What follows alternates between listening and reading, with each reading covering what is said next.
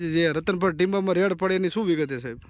આજ રોજ અમારી નાયબ કલેક્ટર પ્રાંત ચોટીલાની ટીમ દ્વારા 2 વાગ્યાની આસપાસ થાનગઢ તાલુકાના રતનપુર ટીમ્બા ખાતે જે ગેરકાયદેસર કાર્બોસેલના ખનન પ્રવૃત્તિ ચાલે છે ત્યાં અમારી ટીમ સાથે અમે રેડ પાડી હતી અને આ રેડ દરમિયાન ચારથી પાંચ કૂવા છે લાઈવ પકડી પાડવામાં આવેલા છે. સાથે સાથે 2 ટ્રેક્ટર, એક કમ્પ્રેસર, એક જનરેટર, એક ડીઝલ પંપ, 4000 મીટર વીજળીનો કેબલ, 2000 મીટર પાણીની પાઇપલાઇન અને 10 બકેટ, આમ મળીને કુલ 26,10,000નો મુદ્દામાલ જપ્ત કરવામાં આવેલો છે.